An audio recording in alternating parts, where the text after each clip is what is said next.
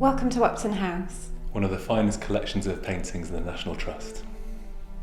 So this intimate portrait was painted by Corneille de Lyon, and he was a Dutch artist who found fame and a fortune painting the French royalty in the 16th century. We actually don't know who the sitter is, but Corneille's skill allows us to get a sense of the man anyway. We can see he was a fashion lover. He's wearing a black suit, which was extremely expensive at the time because of the cost of the dye.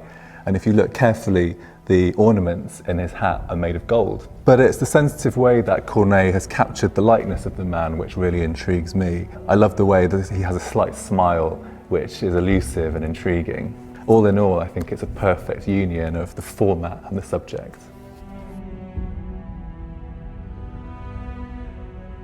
The Netherlandish artist Heironymous Bosch is probably best known for his fantastical compositions of hell and its demons, and this earned him the name the Devil Painter.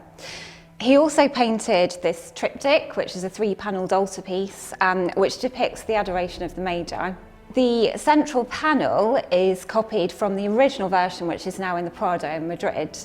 Although it has lots of the traditional elements that we would expect in a nativity scene, there's also a lot more detail to this picture that adds a hidden depth. For instance, the half-naked gentleman standing in the door of the stable could either be King Herod, who ordered the massacre of the innocents, or some people say it could represent the Antichrist.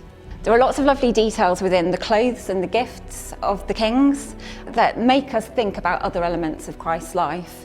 The thistles around the collar of the king wearing white remind us of the crown of thorns that will be worn by Christ before his crucifixion. This picture was bought for Upton House by Lord Bernhard in 1936, in the same year that he created this gallery space.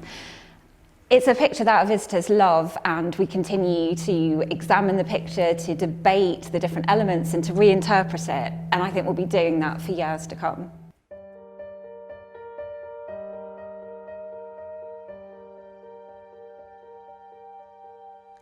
Maximillian I, Archduke of Austria, is depicted here in around 1508 when he was crowned Emperor of the Holy Roman Empire.